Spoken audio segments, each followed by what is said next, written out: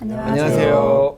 네, 대한민국 국민주치 내과 의사들입니다. 저는 내과 전문의 우창윤이고요. 오늘은 세 분의 전문가 선생님들을 모시고 어떻게 하면 이 영상을 보시는 시청자분들 그리고 환자분들이 더 좋은 의료를 제공받을 수 있을지, 그리고 저희 내과 의사들이 국민들을 위해 어떤 노력을 하고 있는지 한번 짚어보는 시간을 가지려고 합니다. 함께 이야기 나눠주실 선생님들 자리해 모셨습니다. 먼저 간단하게 자기소개 좀 부탁드리겠습니다. 예, 안녕하세요. 대한내과학회 이사장 김영균입니다. 네, 안녕하세요.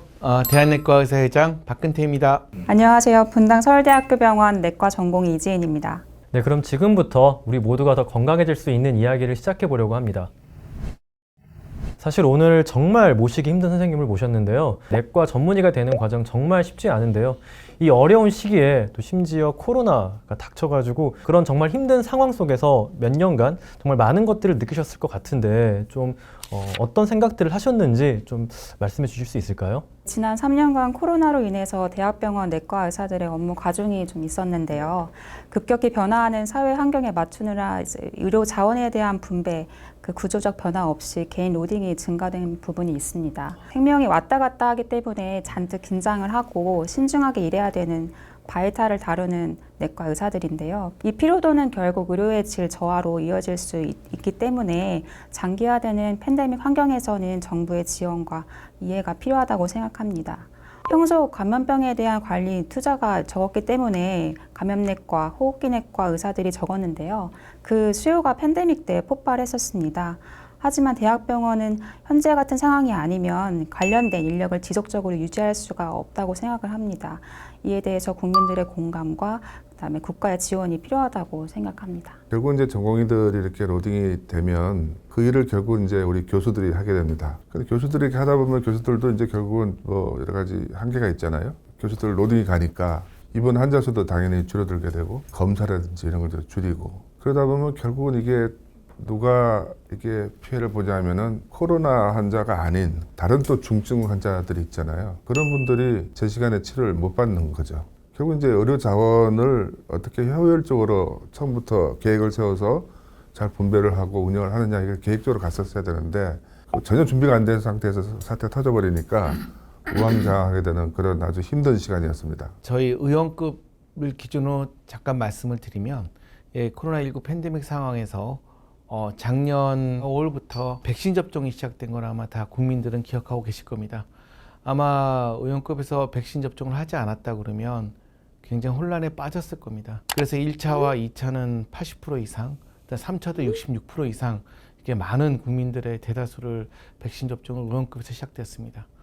또 하나 이번 팬데믹 상황에서 2월 3일부터 자기 감염성을 사실은 무릅쓰고 신속항원 검사를 시작하였습니다. 의사들도 많이 걸리신 분들도 많고 만약 이걸 하지 않았다 그러면 아마 이 오미크론을 이기기는 힘들지 않았을까라는 생각이 듭니다. 코로나19라는 감염이 1차 의료의 중요성을 한 번 더 강조한 감염병이지 않았을까라는 생각이 듭니다. 앞으로도 이런 신종 감염병은 계속해서 또 반복이 될 것이라고 생각이 되는데요. 지금 우리가 했던 노력들, 이런 것들, 그리고 했던 고생들을 잊지 않고 앞으로 다가올 이런 신종 감염병, 또 중장기 대책들을 세워서 앞으로 잘 이겨나갈 수 있으면 좋겠습니다. 그리고 앞서 이야기해 주신 대로 저희 내과 의사들은 생명과 관련된 질환, 그리고 중환들을 많이 보잖아요. 그래서 그런 순간들이 있는 것 같아요. 지금 여기에서 내가 한 발짝 물러서면 환자분들이 정말 생명을 잃을 수도 있는 그런 순간들이 있는데요. 그런 선택의 순간이 되면은 누구나 겁이 나지만 그래도 내과 의사라면 본인이 배웠던 것 그리고 본인의 소신대로 그런 결단력 있는 소신 있는 선택을 해야 그 환자분들을 그 죽음의 순간에서 우리가 건져 올릴 수 있다라고 생각을 하는데요. 점점 그런 소신 있는 판단이 어려워지고 있다는 좀 생각이 듭니다. 굉장히 중대한 일인데 그러니까 어떻게 생각하시는지 좀 여쭙고 싶습니다. 국민 보건의료 차원에서 아주 공평한 그런 필수 의료 제공을 하는데 그 중심에 내과가 있습니다. 내과는 1차 의료를 담당하고 있기 때문에 그리고 실제로 우리가 통계를 보면 응급실로 오는 환자의 한 50%에서 60%가 내과 환자고 사망 환자들 보면은 그 사망 진단명 역시 내과 질환이 가장 많은 걸로 되어 있습니다. 이런 막중한 업무를 이제 담당하고 하는 것이 내과 의사들인데 지금 방금 말씀하신 대로 이게 소신 있게 그런 진료하기 굉장히 어려운 상황인 게 선의의 의료 행위를 했는데 결과가 좋지 않으면 결과 좋지 않은 것 자체만 해도 그 환자를 봤던 주치 입장에서는 굉장히 스트레스인데 혹시 그것이 뭐 다른 뭐 이렇게 소송이라든지 뭐 이런 걸로 이제 이어지게 되면은 굉장히 큰 위축을 당하게 되죠. 여러 개의 질환을 가지고 계신 분들, 우리가 예측하기 힘든 그런 걸 가지고 계시는 환자분들은 우리가 열심히 한다고 해서 결과가 꼭 좋게 나오지는 않은 경우도 꽤 있거든요. 물론 이제 기대감이 높은 건 이제 감사한데 결국은 내과 의사도 이제 사람이고 그런 일을 이제 겪게 되면은 당연히 이제 상처받고 또 그다음부터는 이제 환자를 보는 게 왠지 모르게 이제 두려워지죠. 그래서 요즘 또 젊은 우리 의사분들은 하여튼 그런 스트레스 받고 그런 걸 갖다가 안 하려는 경향이 있습니다. 그게 이제 제일 문제죠, 사실은. 누군가는 필수료를 담당해야 되고 이런 중환들을 누군가는 봐야 되고 그것이 바로 내과 의사들이 하는 일인데 젊은 의사들이 내과 의사를 하는 걸 이제 꺼려 한다면은 그게 더 큰일이라고 봅니다. 그래서 국민 의료에 기여하겠다는 생각으로 자부심, 자긍심 이런 거 하나 가지고 이제 내과 의사들이 이제 일을 하고 있는데 내과가 흔들려 버리면 건축으로 본다면 기초공사가 흔들려서 건물 전체가 흔들리는 위험에 올 수 있기 때문에 이거는 결국은 국민들한테 직접 바로 영향을 줘서 굉장히 우리나라 국민들에게 큰 손실을 주는 거죠. 당연히 이제 모든 우리가 최선을 다해서 결과도 좋으면 좋은데 설사 우리가 최선을 다했는데도 불구하고 좋지 않은 결과가 왔을 때 이게 명백한 그런 의사의 실수라든지 의사가 잘못한 게 아니라면 너무 그런 가혹한 잣대를 들이대서 자꾸 이제 의사들한테 손가락질을 하게 되고 이런 상황은 좀 없었으면 좋겠다 하는 게 이제 우리 희망이고 그렇게 해야만 젊은 의사들이 또 내과 의사를 계속 하게 되고 그에 대한 자부심을 갖게 된다고 생각합니다. 최근 최선을 다하더라도 소송에 대한 그런 우려가 커지는 것이 느껴집니다. 그래서 의사에 대한 특히 바이탈을 다루는 그 내과 의사에 대한 인식 개선을 통해서 환자 의사의 관계를 좀 재정립하는 것이 필요하다고 생각을 합니다.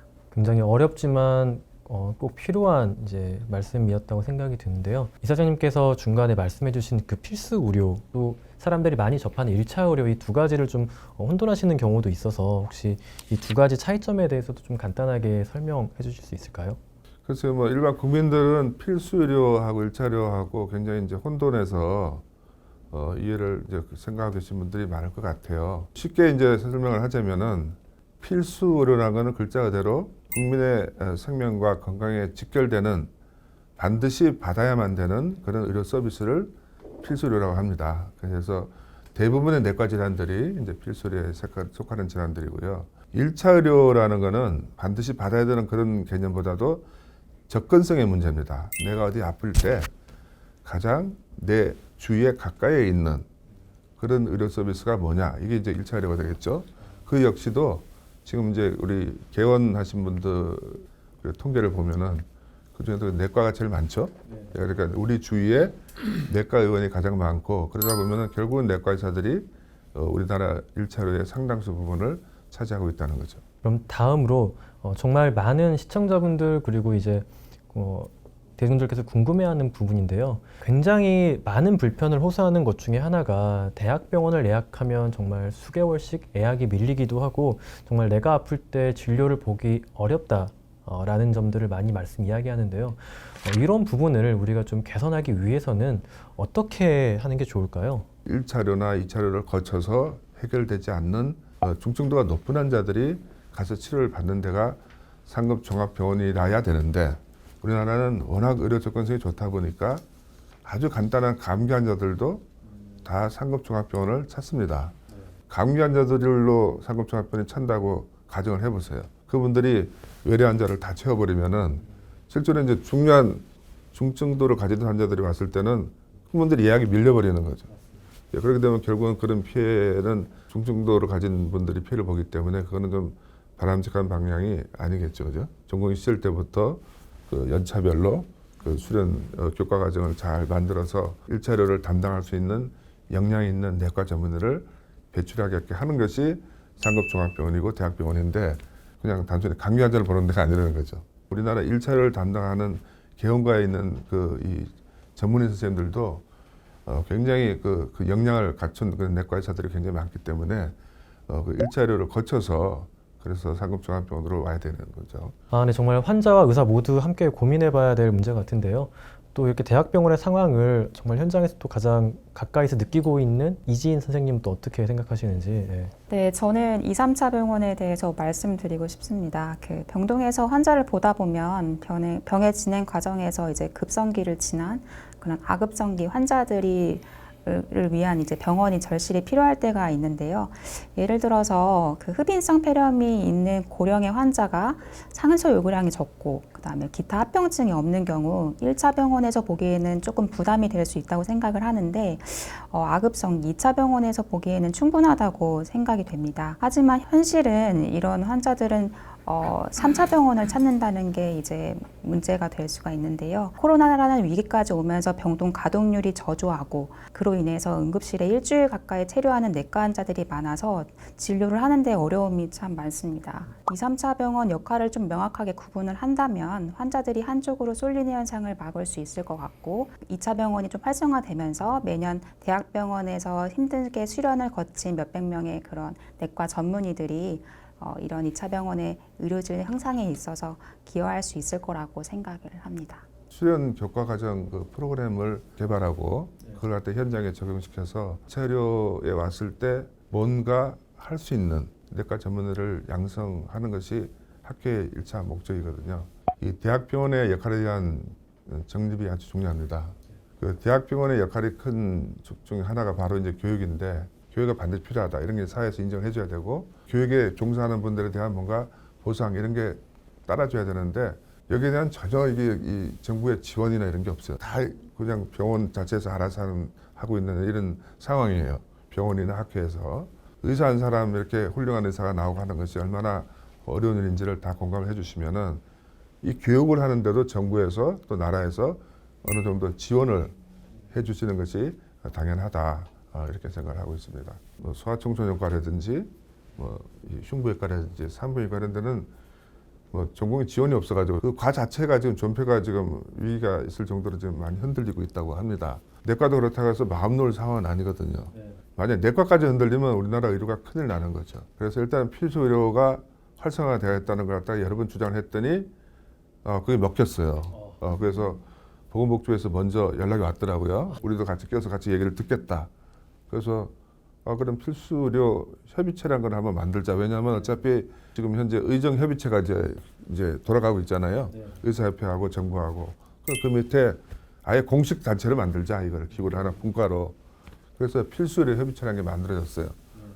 그리고 이제 의사협회 내에서는 뭐 필수 의료과 살리기 TF 해가지고 만들어졌고 이런 것들이 이제 만들어졌기 때문에 앞으로는 아까 제가 말씀드린 그 교육에 대한 그런 지원 이런 것도 이제 현실화되지 않겠는가 이렇게 생각을 하고 있습니다. 지금 현재 의료 전달 체계의 가장 문제점은 대형 병원, 특히 상급 종합병원의 쏠림 현상, 그리고 또 플러스 수도권 또 우리 병원의 쏠림 현상입니다. 두 가지가 가장 큽니다. 진료 의뢰에서 문제를 잠깐 여기서 짚고 넘어가면 진료 의뢰서가 1차에서 2차로 갈 때는 진료 의뢰서가 필요가 없습니다. 2차 병원은. 하지만 상급 종합병원 갈 때는 진료 의뢰서가 필요합니다. 그러니까 이런 의료 전달 체계가 결국 의원급도 살리고 대학병원도 살리고 이렇게 그다음에 2차 병원도 살리면 각각의 진료 의뢰 형태가 있어야 될 것 같고요. 김영균 이사장님 말씀처럼 의원급은 경증 질환 및 외래 베이스로 가야 되고요. 상급 종합병원은 중증 환자 및 연구 중심 병원으로 가야 된다는 건 모두 다 인식을 하고 있습니다. 결국 이런 문제들은 정말 정부와 우리 학회와 의사회가 머리를 맞대서 잘 풀어나가야 될 거라고 생각합니다. 말씀해주신 의료 전달 체계가 바로 서야 정말 경증의 환자분들도 적절한 진료를 받을 수 있고 또 중증의 환자분들도 거기에 맞는 진료를 받을 수 있는 그런 사회가 되지 않을까라는 생각이 되고요. 좀 화제를 바꿔서 저희 내과 의사들이 어떤 노력을 좀 하고 있는지 좀 짚어보는 시간을 가지려고 하는데요. 수많은 내과 의사들이 현재 1차 의료를 담당하고 있습니다. 국민들의 건강을 증진시키기 위해서 정말 다양한 사업을 진행하는 것을 또 알고 있는데요. 내과 의사회가 어떤 노력들을 하고 있는지 좀 간단하게 회장님께서 설명 좀 부탁드리겠습니다. 크게 세 가지 큰 사업을 말씀드리겠습니다. 첫 번째는 동네 의원에서 고혈압, 당뇨 등을 관리받을 수 있는 1차 의료 만성질환 시범 사업입니다. 현재 우리나라의 고령화 속도는 다 아시다시피 세계 최고 수준인데요. 이와 함께 찾아오는 만성질환에 대한 우려가 함께 커지고 있는 상황입니다.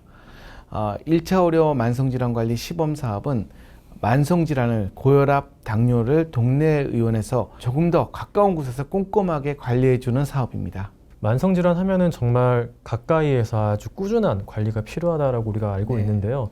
이런 1차 의료 만성질환 관리 시범 사업에서 1차 의료기관의 역할은 좀 어떤 게 있을까요? 고혈압, 당뇨병 등 여러 가지 합병증에 대해서 치료 및 관리를 지원하는 겁니다. 환자를 등록시킨 이후에 그 환자의 상황에 맞게 계획도 수립하고 관리하고 그리고 점검 및 평가의 과정도 거치게 됩니다. 이 일련의 과정을 1년 단위로 수립해 제공하고 있는 상황입니다. 이러한 맞춤 관리를 통해 불필요한 검사나 약물 사용을 줄일 수 있고요.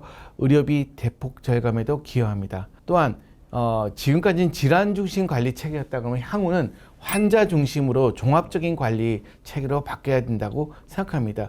지역의사회, 그다음에 동네의원, 그다음에 상급 종합병원, 어떤 종합병원 간의 협력 체계가 구축되어서 이 만성질환 관리를 잘 해야 그만큼 환자들한테 이득이 돌아가는 게 되는 거죠. 사실 많은 환자분들이 좀 걱정하는 게 중복된 곳에서 진료를 받다 보면은 약이 또 중복되고 많아지고 하는 게 있었는데 네네. 그런 약물을 줄이는 효과도 우리가 좀 예상해 볼 수 있다고 하는 네, 맞습니다. 겹치는 약들이 많잖아요. 좀 정리가 가능하다고 생각합니다. 사업의 성과 이런 게 좀 있었을까요? 네, 지금까지 이제 109개 지역 의원 3,781개소가 환자 46만 명이 참여했습니다. 관리를 통한 환자들의 변화를 살펴보면 시범사업 환자의 참여 기간과 비참여 기간 환자의 대비 임상검사, 그러니까 검사는 얼마나 많이 했냐 했더니 1.7배 많이 했습니다. 그만큼 환자를 더 자주 봤다는 얘기죠. 또한 약물 수능도라는 게 뭐냐면 환자가 약물을 잘 얼마나 복용했는지, 그러니까 참여 기간과 참여하지 않은 기간은 1.5배 정도 환자들이 약을 잘 챙겨 먹었다는 겁니다. 더 고무적인 거는 합병증 관련으로 해서 고혈압, 당뇨, 합병증 관련 입원이 0.5배 감소했고요. 합병증 관련 응급실 방문도 0.5배를 감소했다는 결과가 있습니다. 하여튼 기대했던 결과들이 이 수치로 확인되고 있는 거죠. 올해까지는 시범 사업으로 지금 진행되어 있고요. 아마 하반기에는 본 사업으로 이제 여러 국민들이 모두 다 참여할 수 있는 사업이 될 것 같습니다. 네, 저희가 사실 만성질환 환자분들을 볼 때 제일 중요한 게 처방된 약물을 정말 드시는지 이게 정말 중요한데 그것도 늘어나고 그런 만성질환에 의한 입원도 좀 감소했다는 게 굉장히 고무적인데요. 또 다른 소개해 주실 이제 의사회 어떤 이런 활동들이 있다고 하셔가지고요. 국가 건강검진 아마 우리 국민들이 많이 아실 겁니다. 모든 국민들이 많이 받고 있습니다. 질환을 치료하는 데 있어서 조기 발견은 아무리 강조해도 지나치지 않습니다. 국가 검진을 통해서 암이나 만성질환을 조기 발견하고 관리하면서 생존율을 높일 수 있죠. 실제로 국가암검진에 포함된 5대 암 중에 의한 사망률은 같은 기간 전반적으로 감소했다는 통계도 있습니다. 그러면 그렇게 실제로 1차 의료기관에서 이렇게 검진을 받으신 분들이 만족도나 좀 이런 거는 좀 어땠을까요? 예, 현재 검진기관 중에 85%가 의원급입니다. 3년마다 우리가 검진 평가를 실시하는데 병원급과 비교해서 오히려 더 나은 것도 있고요. 만성질환 관리 사업과 연동도 가능해 즉각적인 관리로 이어질 수 있다는 것도 장점으로 부각되고 있습니다. 질병을 예방하기 위해서 또 검진 말고 또 예방 접종에 대해서도 좀 내과 의사들이 하고 있는 역할이 있다고 해가지고요. 이번에 코로나19로 인해서 예방접종이 얼마나 중요하다는 것을 많이 느꼈을 것 같습니다. 현재 바이러스성 전염병으로 인한 세계 연간 사망자 수가 300만 명이 넘습니다. 감염병은 치료보다 예방관리가 중요하기 때문에 예방접종은 필수 중에 필수가 되는 것입니다. 1차 의료기관에서 접종 받을 수 있는 백신 종류엔 좀 어떤 게 있는지 좀 그리고 이런 접종의 성과가 어땠는지 좀 궁금해 하실 수 있을 것 같아가지고요. 이게 성인들에게 권고하는 접종은 독감, 폐렴구균, 대상포진, A형 간염, B형 간염, 파상풍, 일본내염, 수막구균, 자궁경부암 백신 등이 있습니다. 10년 전부터 대한내과의사회는 대한내과학회와 공동으로 러브 패밀리 사업을 통해 건강검진과 성인 예방 접종을 통한 질병 예방의 필요성을 강조하고 있기 때문에 대국민 캠페인을 진행하고 있습니다. 성과 측면에서 보면 접종률을 높이기 위해서 시작된 사업만큼 계속해서 국민들의 관심이 필요하다고 생각합니다. 성인 백신 접종에 대해서는 우리 국민주치의 내과 의사들의 채널의 성인 백신 영상을 통해 만나보실 수 있습니다. 어디 가면 또 볼 수 있는지 친절한 설명까지 네. 정말 감사합니다. 네, 오늘은 저희가 한번 어떻게 하면 우리 국민들이 더 건강해질 수 있는지에 대해 한번 이야기 나눠봤습니다. 물론 국가적인 차원에서의 관심도 필요하지만 아무래도 국민 여러분들께서 좀 관심을 가지고 많은 지지 그리고 응원을 해주신다면은 우리 모두가 더 건강할 수 있는 그런 길이 앞으로 있지 않을까라는 생각을 합니다. 국민주치의 내과 의사들은 늘 고민하고 발전하면서 여러분의 곁에서 함께하겠습니다. 지금까지 긴 영상 시청해 주셔서 감사합니다. 네, 감사합니다.